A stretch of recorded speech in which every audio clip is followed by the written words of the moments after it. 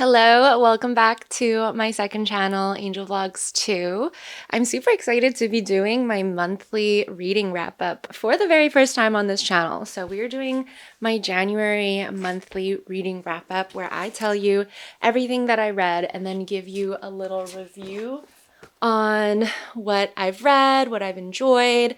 Maybe if I have DNFs, I'll share those, and just my ratings of all the books that I've been reading. So I set the reading goal of 5 books per month this year, so hoping to get to at the minimum of 50 books by the end of the year. And so I picked 5 books to read in January, and I ended up reading 7 books, I think, which is pretty surprising. I honestly wasn't expecting to read so much in January because it is quite a busy month, but I do think it has to do with the fact that a couple of these are quite short and then one of them is an audiobook as well. So I think that definitely helped. If you don't follow me on my TikTok already, definitely go and check that out because I've been creating a ton of like daily book content on there.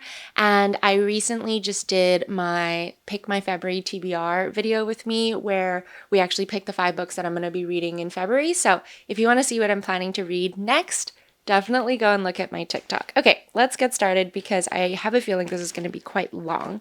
So I'm going to go in chronological order, I think, because it's just easiest that way. The very first book that I finished in January is My Brilliant Friend by Elena Ferrante. I really truly wanted to love this book so bad. I think the premise of it seems to be like a book that I would love, right? It's a coming of age story. It's kind of a woman rage story, but more of a girl's rage story, I guess. It talks about female friendships. It's based in Italy. I think all of those things kind of start ticking off boxes of what I love to read about.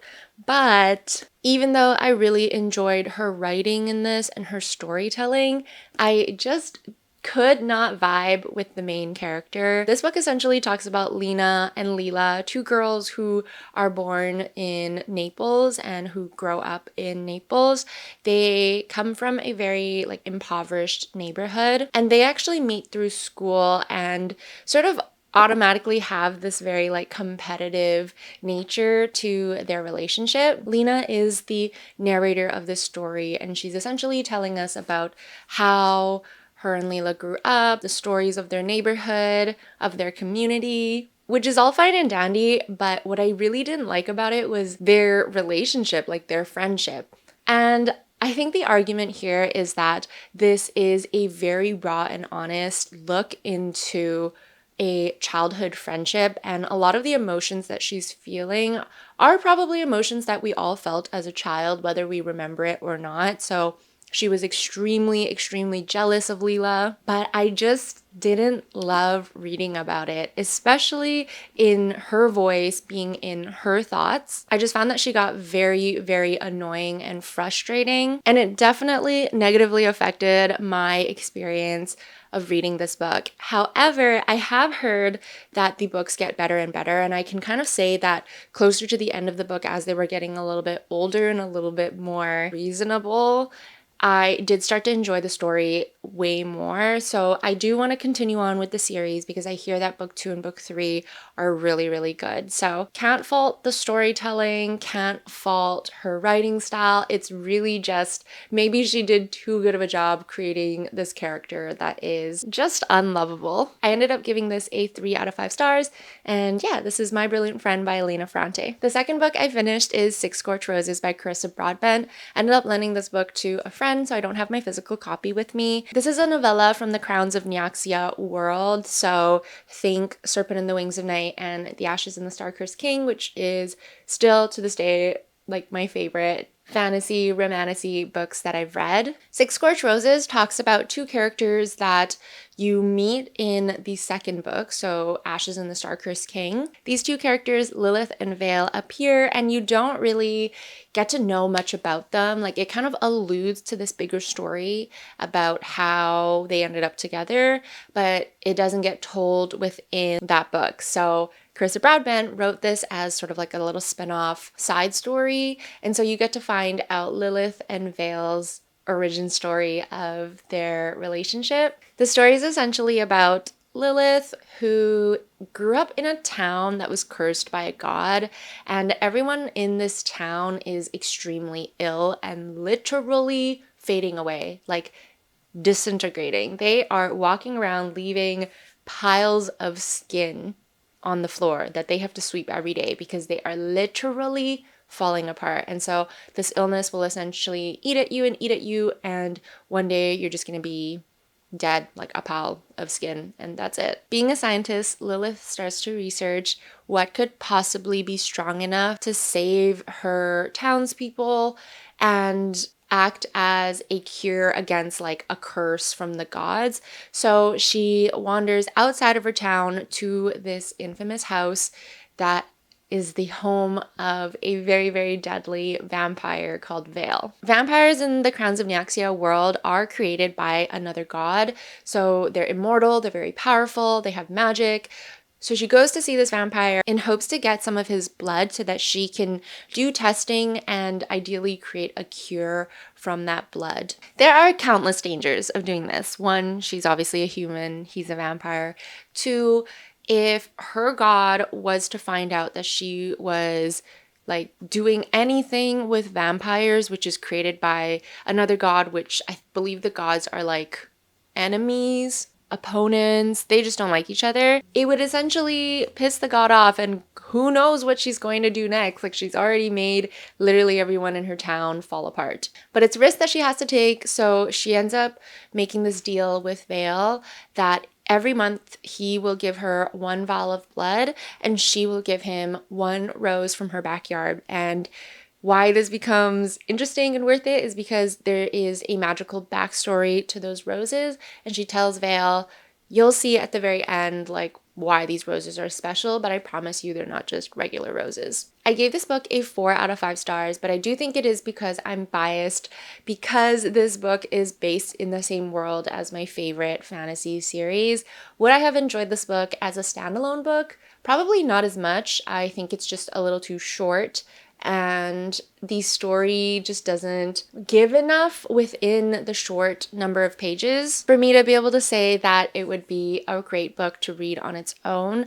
But I think that if you are planning to read the Crowns of Nyaxia world and books, it would be totally fine to start with this book because you're still going to get all of the rest of the story when you read the remainder of the books. So that was Six Scorched Roses by Carissa Broadbent. After that was a very, very exciting one, and it was my first 5-star read of the year. I read Good Material by Dolly Alderton.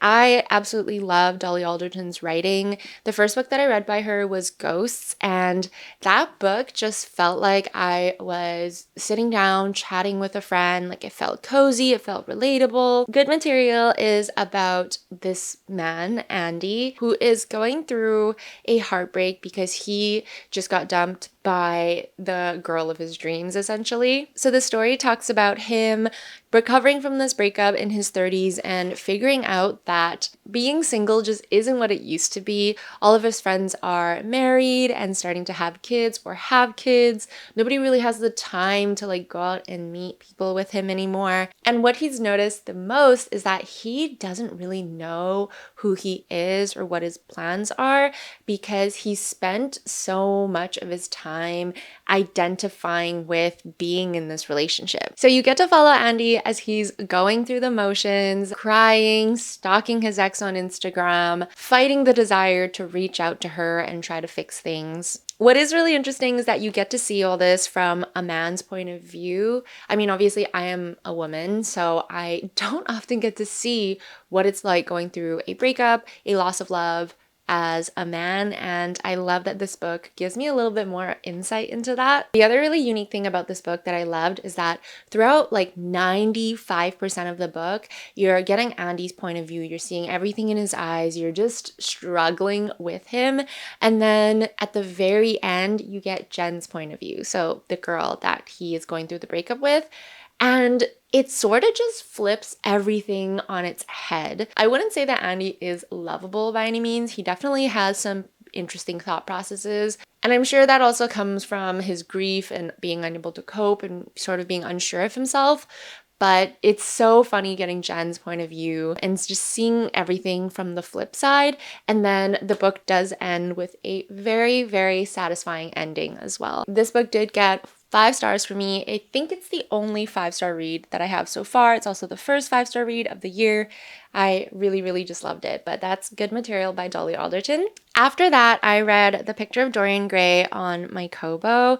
I have been wanting to read more classic novels and classic literature, and this was sort of my entry point to it. Somebody on TikTok did comment that The Picture of Dorian Gray can barely qualify as a classic. So I'd love to get your opinion on what you consider a classic to be, because to me, this does fall under the classic literature category, but anyways, let me know. I'm still trying to figure out exactly what defines a classic. I've heard so much about The Picture of Dorian Gray, just like throughout the years, and it's a book that I really, really wanted to love, but I just didn't. This story follows Dorian Gray, who is this beautiful, privileged, rich boy. He ends up meeting this painter named Basil, and Basil becomes absolutely infatuated with him, asks to paint him, and so Dorian starts to sit for Basil for like a portrait painting. Upon like the last sitting that Dorian does for Basil, Dorian meets one of Basil's friends, Henry. Basil was super hesitant about the meeting because Henry kind of has a reputation of like corrupting people with his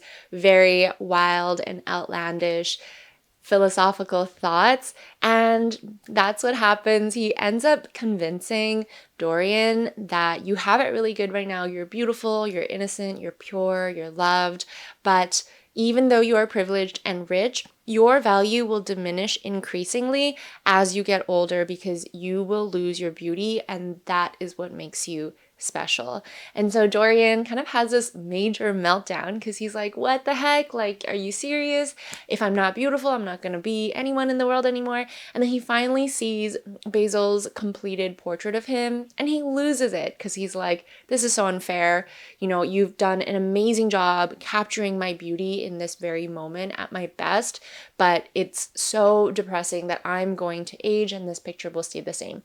So he puts this wish out into the universe that wouldn't it be nice if the portrait ages for him and he gets to remain young and looking exactly as he did that day. By some magical miracle, the wish comes true. And so the story continues on to show how the painting ends up showing not only Dorian's aging, but also like all the evil and negative things that he experiences as a human. So all of the guilt, all of the grief, all of the anger and slyness, and just pretty much every like corrupted human emotion that you can experience, it ends up showing up in that portrait. The premise of this book is amazing. Like, I just love the idea of the story. I also really loved his writing in this. I thought his descriptions and his prose was beautiful.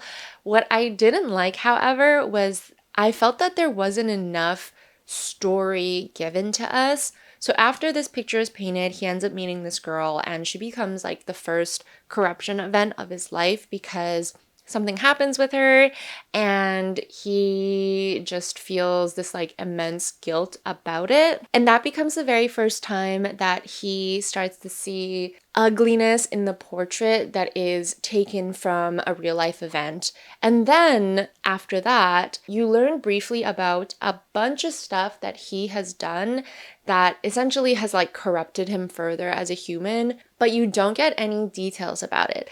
And then fast forward, he has this conversation with Basil. Basil essentially confronts him and begs him to tell him that all of the rumors about him, all that ugliness, all that evilness he's been hearing about Dorian, he just doesn't want it to be true. So he's asking Dorian, like, can you tell me that it's all false? I can't believe that you would do any of these things. And he starts listing like all these horrid random events that are related to Dorian's corruption over like the last God knows how many years. And you just don't really get any detail about them.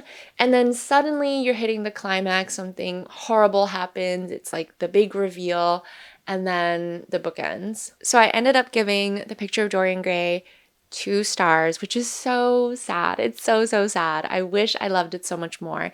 But this isn't going to deter me from reading more classics. Maybe this book just wasn't for me. Maybe Oscar Wilde just isn't for me. I actually did randomly pick Crime and Punishment by Dostoevsky for the month of February, so I'm continuing on with my classic novel journey. But yeah, that was my experience with The Picture of Dorian Gray by Oscar Wilde. After that, I read and finished My Year of Rest and Relaxation by Ottessa Moshfegh, which was the January book club pick. I do run a book club on Fable every single month, and we do a poll and we pick a book that we want to read for the following month. So in February, we're actually reading Little Fires Everywhere by Celeste Ng. So if that's a book that you've been wanting to read, definitely go to the link in my description and join the book club so you can read with us. But okay, My Year of Rest and Relaxation. This is like this was probably one of the most controversially reviewed books that I read ever. I was honestly shocked at how many people hated the book on Goodreads. This book talks about a girl who is white and privileged and rich and pretty, and she's going through some major trauma in her life. Both of her parents have died. She has major self-esteem issues. She can't communicate her feelings. She doesn't really have any friends except for this one friend that she doesn't really even like. She keeps going back to this one guy who is absolutely awful to her. So it's like this constant self-sabotaging and self-hatred and projection. And instead of finding healthy coping mechanisms to help herself through this phase in her life, she decides that she's going to find a psychologist that will prescribe her essentially every drug under the sun that makes you sleepy, and she's going to put herself through a drug-induced sleep for an entire year. So she's called it her year of rest and relaxation. I will say I can see why some people would hate this book. The main character obviously is not lovable. Her thoughts are awful. She's horrid to follow around. But at the same time, I found her to be incredibly interesting as well. Like, it was such an off-putting image of a person that it made me want to read more. So this ended up being a book that was kind of a page turner for me. I always wanted to know what happened to her at the end. I never lost sight of that. I never got bored of what was going on, and I just fled through the book. My theory on it is that if you identify as a messy person with messy inner dialogue and you can relate to her, you're going to love this book. And if you cannot relate to her at all, you think that she is just horrid, you're way more mentally secure, you'll probably hate this book. But I have been getting comments on my TikTok review of people saying like, I cannot relate to her at all. I hated her, but I loved this book. So I think it really depends. Either way, I gave this book a 4 out of 5 stars. I thoroughly enjoyed it. I thought it was quirky and different and funny. It was interesting. It was engaging. I think it's one of those books that you kind of have to take it for what it's worth and just read it for enjoyment purposes. And I think because of that, a lot of people won't enjoy it because it's just not a topic that most people would enjoy. That was My Year of Rest and Relaxation by Ottessa Moshfegh. Past that, I just needed a bit of a break from all the dark themes that I was reading about. I feel like since September of last year, maybe even August, all of the books that I've been reading were so dark. Like, there was A Little Life, there was Ripe, there was Bunny, The Picture of Dorian Gray, Rabbit Hole. Like, there were just so many books that really put you through it, you know what I mean? Whether it's because it's a psychological thriller, whether it's because it has themes like death, murder, depression, anxiety, mental health, like they were just dark and heavy. And so I needed a book that would sort of pull me out of that and like act as a bit of a pause and a break. And so I chose to read Love Theoretically by Ali Hazelwood. I've been seeing Ali Hazelwood and her books all over BookTok. She writes these slightly spicy romance books that are very lighthearted. So I thought that I would give her a try. I really was just looking for a nice, lighthearted, quick read, and I feel like this was exactly that. Did I love the characters? Not really. Did I think that they were a great couple? Also not really. But did it make me giddy and laugh? 100%. And I did end up finishing this within like a day or two. So it was like the perfect little, yeah, just like a little break, something different from what I was typically reading. I ended up giving this book a 3 out of 5 stars. I did enjoy it, but it wasn't my favorite in the genre, and it's not a book that I would particularly recommend. I know there's such a hype around Ellie Hazelwood, so if there's another one of her books that you think that I would like better, please let me know because I am open to reading more of her novels. But that was Love Theoretically by Ali Hazelwood. All throughout January, I was also listening to an audiobook as well. I typically listen to audiobooks when I drive, and that's sort of why this book took me a little bit longer because I haven't really been going anywhere in January. I think I started it in the beginning of January and I did end up finishing it before the end of January, and the book is Circe by Madeline Miller. The first book that I've ever read by Madeline Miller was The Song of Achilles, which I absolutely loved. I honestly love like a Greek mythology theme, and both The Song of Achilles and Circe are like a retelling historical fiction of Greek mythologies. Circe talks about this nymph who is a daughter of the sun, who is a daughter of the god of the sun, which is Helios. So she was born into this very regular, ordinary nymph life. She's meant to be married off to some river god or some other god or some demigod and just live out her life that way. However, she wasn't born very fortunately because she has a mortal's voice that the gods don't love. She's not particularly pretty. She just isn't anything special. One day she discovers that she actually has access to the powers of Pharmakeia, which essentially makes her a witch. And because of this, she ends up getting exiled into this little island called Aiaia. So she becomes the witch of Aiaia. So the rest of the book follows centuries and centuries of her adventures and her stories. There is love, there's betrayal, there's like sisterhood and battles and bloodshed and deceit and growth and magic and learning and self-discovery. Like there's just so much that gets covered in these centuries and centuries of stories. She does get to leave the island a couple of times, so you get to see adventures of her off the island. Something I loved about the book was that all of the characters felt very significant. So obviously Circe is the main character, but every human, goddess, god, monster, animal, creature that she meets kind of has and holds a significance in the book. So it didn't feel like anything or anyone was just thrown into this story haphazardly without reason. I feel like everything in the book was very intentional. All of the stories kind of connected to another story or became like a cause and effect for something else that happens. So I just feel like the entire story was crafted so well, and there wasn't a single moment where I felt like I was bored. I constantly wanted to know what's next, and even at the end of the book, I was kind of sad that it was over. This book ended up getting a 4.5 star from me, so that was Circe by Madeline Miller. The last book that I actually finished in January was Rue by Kim Thuy. I got invited to the advanced screening of Rue. So before my friend Summer and I went to the advanced screening, we thought we would try to finish the books before we actually watched the adaptation. This is sort of a loose autobiography by the author. I think it's categorized as like a historical fiction autobiography, and it's written in the form of little vignettes. So they're either like 2 pages max, but most of them are like half a page or a quarter of a page long.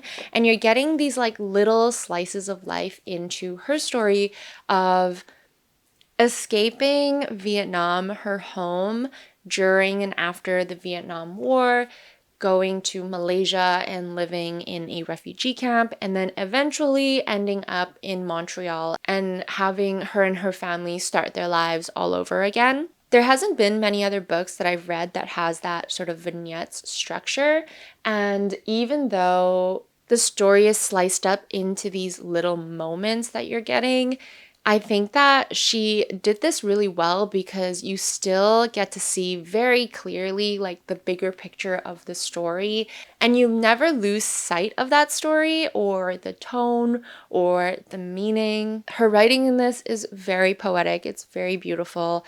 I really, really enjoyed the book. And I will say, I do think the book is better than the adaptation.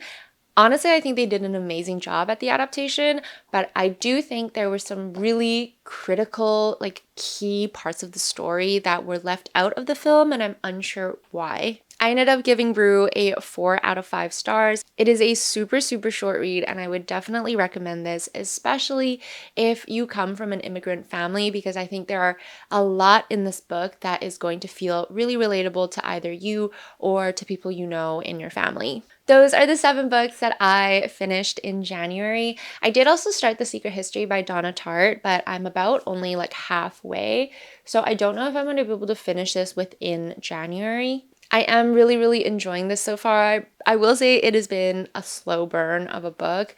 I feel like it only really started picking up around the 200-page mark, which is pretty crazy. But also when it finally hit that point of clarity of what is going on, I can kind of also understand why Donna Tartt was sort of leading us up to this moment. Like, so much of it is giving detail about the characters' relationships, about who they are, about their behaviors, and I'm starting to understand why she was doing that. But at the same time, it's been a ride for sure. Okay, that's my January reading wrap up. I hope you enjoyed this video. I'm super excited to be doing more of these reading wrap ups because I think it's a great way for me to recount like what I've read each month, but also for me to keep accountable with my reading goals as well. If you want to connect with me on other platforms, I have all my links in the description box.